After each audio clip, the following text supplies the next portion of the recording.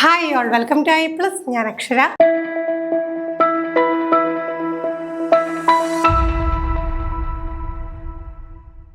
Seated examination apply ചെയ്യാനായിട്ടുള്ള window open ആണ്. Apply ചെയ്യുമ്പോഴും പിന്നെ ഈ ഒരു എക്സാമുമായിട്ടൊക്കെ ബന്ധപ്പെട്ട് ഇപ്പോഴും ഒരുപാട് ഡൗട്ട്സ് സ്റ്റുഡൻസ് ചോദിക്കാറുണ്ട്. അപ്പോൾ ചോദിച്ചിട്ടുള്ള ഡൗട്ട്സും പ്രധാനമായിട്ട് നിങ്ങൾ അറിഞ്ഞിരിക്കേണ്ട കാര്യങ്ങളും കൂടെ ഉൾപ്പെടുത്തിയിട്ടുള്ള ഒരു വീഡിയോ ആണ്. അപ്പോൾ നമുക്ക് സീറ്റഡ് എക്സാമിനേഷൻ്റെ ഒരു നോട്ടീസിൽ പ്രധാനമായിട്ട് പറഞ്ഞിട്ടുള്ള കാര്യങ്ങൾ എന്തൊക്കെയാണ്? സീറ്റഡ് ഫെബ്രുവരി 2026 കുറച്ച് നാൾ എന്താണ് ലാഗ് വന്നിട്ടുണ്ട്. എക്സാം കൃത്യമായിട്ട് ഒരു വർഷത്തിൽ 2 എക്സാം എന്നുള്ള പാറ്റേണിൽ വന്നുകൊണ്ടിരുന്ന ഒരു എക്സാമാണ്. എന്തൊക്കെയോ കാരണങ്ങൾ കൊണ്ട് വളരെയധികം എന്താണ് ലാഗ് വന്ന് ഇപ്പോൾ ഫെബ്രുവരി 2026 അടുത്ത എക്സാം നടക്കാനായിട്ട് പോവുകയാണ്. തീർച്ചയായിട്ടും നിങ്ങൾക്ക് എന്താണ് പഠിക്കാനായിട്ടുള്ള സമയം കിട്ടിയോ എന്ന് ചോദിച്ചാൽ കിട്ടിയിട്ടുണ്ട്.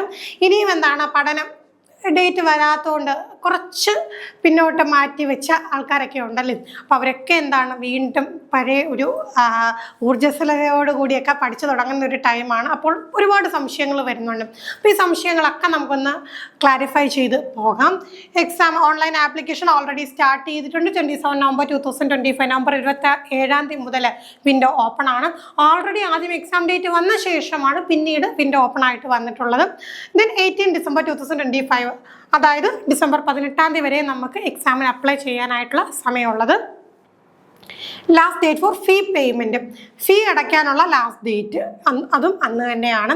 അതായത് ചിലർ പല സ്റ്റെപ്പുകൾ ചെയ്ത് വരുമ്പോൾ ഫീ അടയ്ക്കുന്ന സ്റ്റെപ്പ് പിന്നത്തേക്ക് മാറ്റി വെക്കാറുണ്ട്. അങ്ങനെ ചെയ്യരുത്. ഒന്നിച്ച് തന്നെ എന്ത് ചെയ്യുക, കൃത്യമായിട്ട് അപ്ലൈ ചെയ്യുകയും അതോടൊപ്പം ഫീ പേയ്മെൻറ്റും നടത്തി തന്നെ പോകുക. അവസാന നിമിഷം വരെ നോക്കി നിൽക്കുക. അവസാന നിമിഷം എന്ത് ചെയ്യാം, സൈറ്റൊക്കെ ഹാങ് ആവാം, എക്സാമിന് അപ്ലൈ ചെയ്യാൻ പറ്റാതെ വരാം, പേയ്മെൻറ്റ് സ്റ്റക്കാവും. അപ്പോൾ ആ ഒരു പ്രോബ്ലത്തിനൊന്നും പോവാതെ പെട്ടെന്ന് തന്നെ എന്ത് ചെയ്യുക, എല്ലാവരും അപ്ലൈ ചെയ്യുക.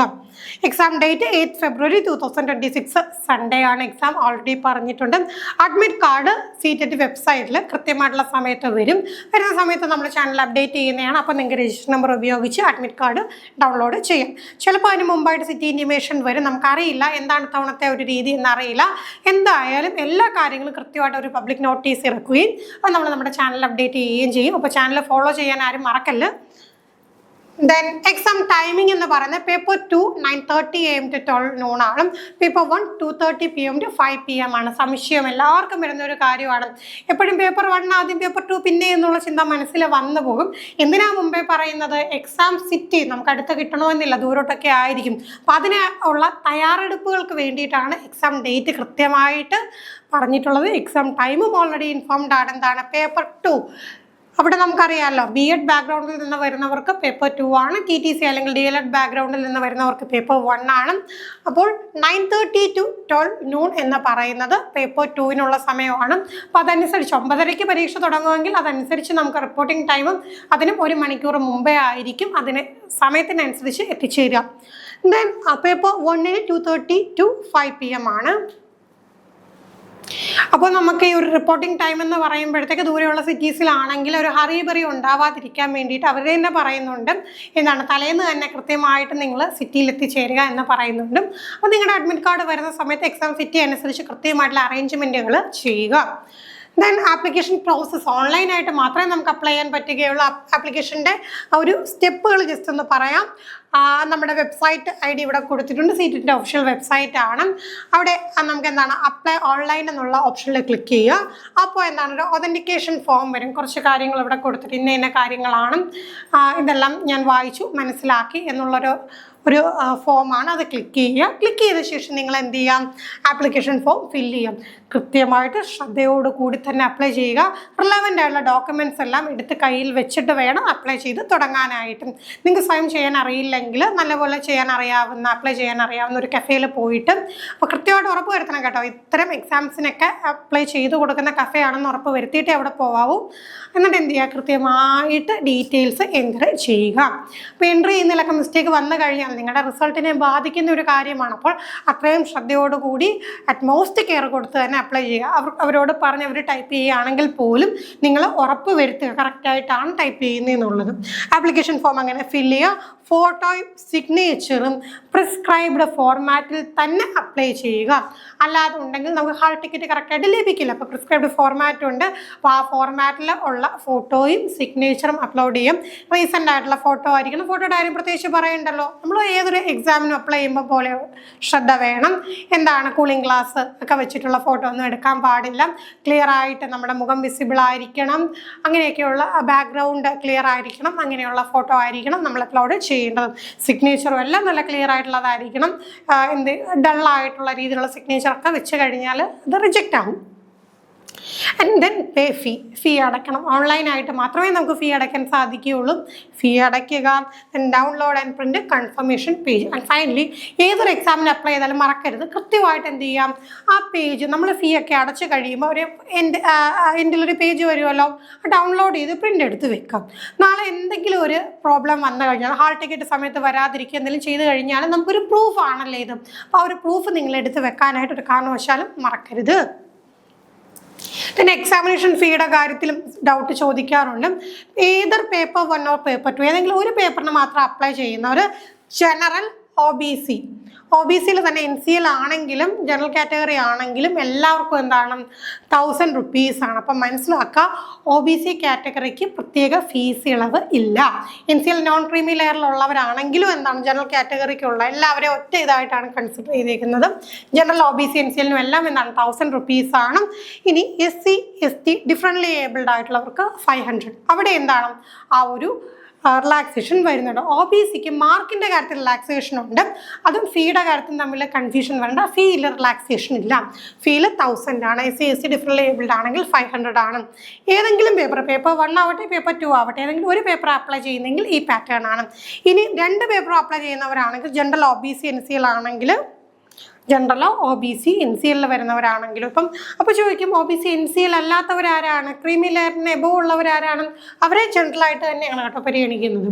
അപ്പോൾ ജനറൽ ആണെങ്കിലും OBC, NCL ആണെങ്കിലും 1200 ആണ്. 1200 രൂപയാണ് 2 പേപ്പറും കൂടെ അപ്ലൈ ചെയ്യുമ്പോൾ. ഇനി SC, ST ഡിഫറൻ്റ്ലി ഏബിൾഡ് ആണെങ്കിൽ 600 രൂപയാണ്. ഇനി നിങ്ങൾ ബാങ്ക് ഉപയോഗിച്ച് ബാങ്ക് പേയ്മെൻറ്റ് നടത്തുന്ന സമയത്ത് ബാങ്കുകൾ ചാർജ്, GST ചാർജുകളൊക്കെ ഈടാക്കുന്നുണ്ട്. അപ്പോൾ ആ ഒരു ചാർജും കൂടെ എക്സ്ട്രാ വരും. നിങ്ങൾ അപ്ലൈ ചെയ്യുന്ന സമയത്ത് സ്ക്രീനിൽ പറയുന്നതായിരിക്കും. ഇനി എലിജിബിലിറ്റി നമുക്കറിയാലോ, NCT നോംസ് പ്രകാരമുള്ള എലിജിബിലിറ്റിയാണ്. ഓൾറെഡി നമ്മൾ ഡിസ്കസ് ചെയ്തിട്ടുള്ള കാര്യമാണ്. എന്തെങ്കിലും സംശയം ഉണ്ടെങ്കിൽ പഴയ വീഡിയോസ് നിങ്ങൾക്ക് ചെക്കൗട്ട് ചെയ്ത് നോക്കാം. കാരണം റിലാക്സേഷൻ ഉണ്ട്. SC, ST, OBC, ദിവ്യാംഗ് എന്നുള്ള ടേം അറിയാലോ. ഡിഫറൻ്റ് ലേബിളിന് പകരം നമ്മൾ ദിവ്യാംഗ് എന്നുള്ള ടേം കണ്ട് കൺഫ്യൂസ്ഡ് ആവണ്ട. അവർക്കെല്ലാം എന്താണ് 5% റിസർവേഷൻ മാർക്കിലുണ്ട്. Candidates alone response for verifying eligibility. അപ്പോൾ നമ്മൾ അപ്ലൈ ചെയ്യുന്ന ആളുടെ ഒരു ഉത്തരവാദിത്തമാണ് നമ്മുടെ എലിജിബിലിറ്റി നോക്കിയിട്ട് അപ്ലൈ ചെയ്യാം.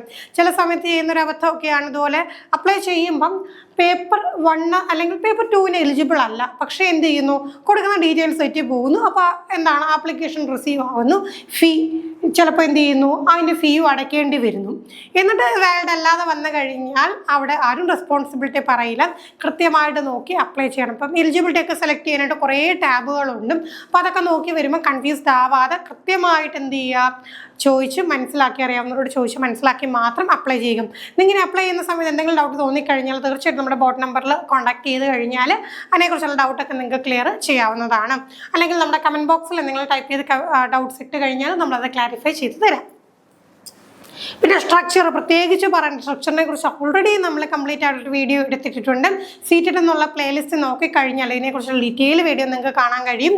Child development and pedagogy, mathematics, environmental studies, language 1 and language 2 complete ആയിട്ട് എത്രയാണ്, 30 ചോദ്യങ്ങൾ, 30 മാർക്ക് വെച്ച് 5 സെക്ഷൻ.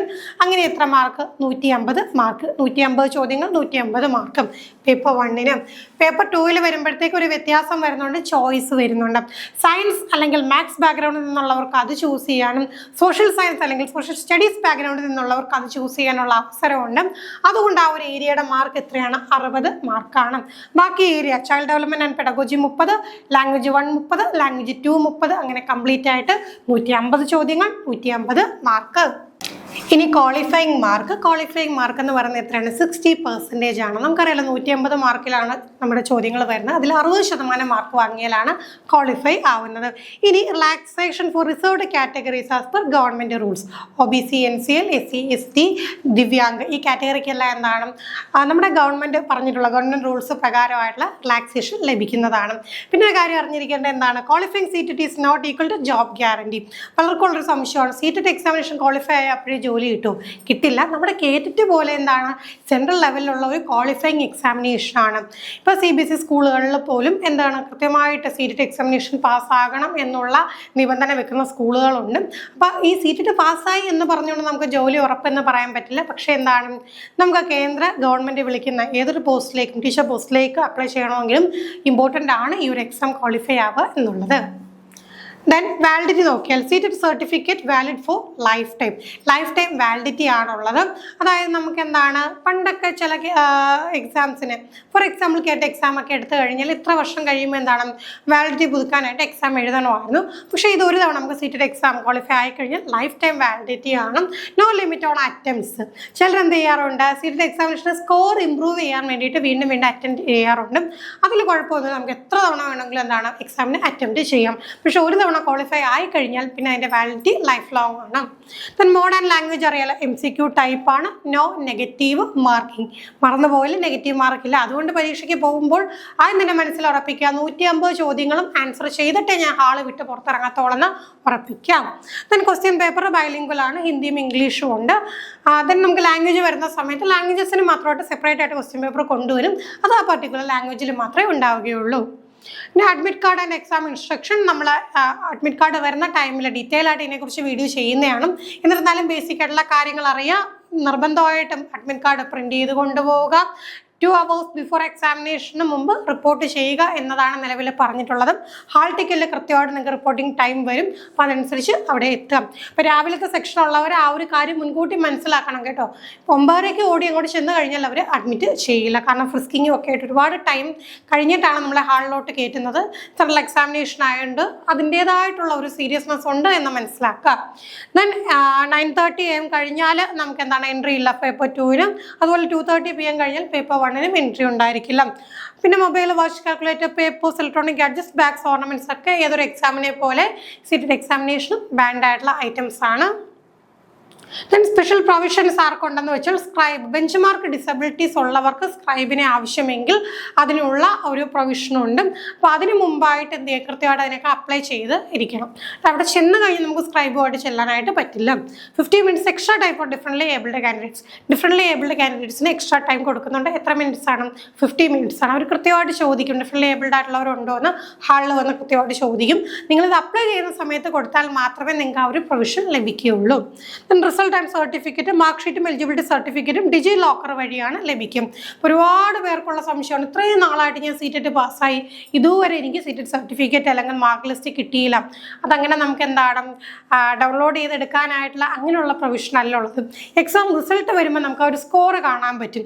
ഇനി മാർക്ക് ലിസ്റ്റ് ആൻഡ് സർട്ടിഫിക്കറ്റ് എവിടെയാണെന്ന് വെച്ചാൽ അത് ഡിജി ലോക്കറിൽ നിന്നാണ് ലഭിക്കുന്നത്. നിങ്ങൾ ഡിജി ലോക്കറിൽ അക്കൗണ്ട് സ്റ്റാർട്ട് ചെയ്യുക. എന്നിട്ട് എന്ത് ചെയ്യുക, നമ്മുടെ ഡീറ്റെയിൽസ് കൊടുത്ത് അക്കൗണ്ട് സ്റ്റാർട്ട് ചെയ്തിട്ട് നമുക്ക് ഈ ഒരു സർട്ടിഫിക്കറ്റ് ഇഷ്യൂ ചെയ്യാനുള്ള ഒരു ഓപ്ഷൻ എടുത്തിട്ടും CBSE ഇഷ്യൂ സർട്ടിഫിക്കറ്റ്സിൻ്റെ ഓപ്ഷൻ എടുക്കുമ്പോൾ നമ്മുടെ നമ്പർ അടിച്ചു കൊടുക്കണം. നമ്മുടെ ഹാൾ ടിക്കറ്റിലെ നമ്പർ അടിച്ചു കൊടുക്കുമ്പോൾ ആ ഒരു സർട്ടിഫിക്കറ്റ് നമുക്ക് ലഭിക്കുന്നതാണ്. അല്ലെങ്കിൽ എന്താണ് QR കോഡ് കൊടുത്തിട്ടുണ്ട്. പിന്നെ അത് കഴിഞ്ഞിട്ട് ആ ഒരു സർട്ടിഫിക്കറ്റിൽ തന്നെ ഒരു QR കോഡുണ്ട്.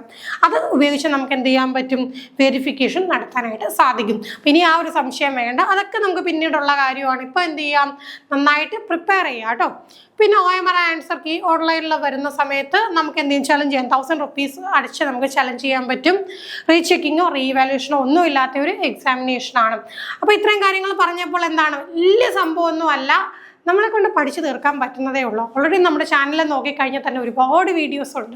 നമ്മുടെ ക്ലാസ്സുകളാണെങ്കിൽ പേപ്പർ 1-ൻ്റെയും പേപ്പർ 2-ൻ്റെയും ക്ലാസ്സുകൾ അവൈലബിൾ ആണ്. സയൻസ് ആൻഡ് മാത്സ് വേണ്ടവർക്ക് അതും, സോഷ്യൽ സയൻസ് അല്ലെങ്കിൽ സോഷ്യൽ സ്റ്റഡീസ് വേണ്ടവർക്ക് അതും എല്ലാം ക്ലാസ്സുകൾ അവൈലബിൾ ആണ്. ഈ വലിയ സിലബസ് കണ്ട് പേടിച്ചിരിക്കുക, അത് കൃത്യമുള്ള ക്ലാസ്സുകൾ കണ്ട് പഠിച്ചാൽ തീർച്ചയായിട്ടും നിങ്ങൾക്ക് മാർക്ക് സ്കോർ ചെയ്തുകൊണ്ട് ക്വാളിഫൈ ആവാൻ കഴിയുന്ന എക്സാമാണ്.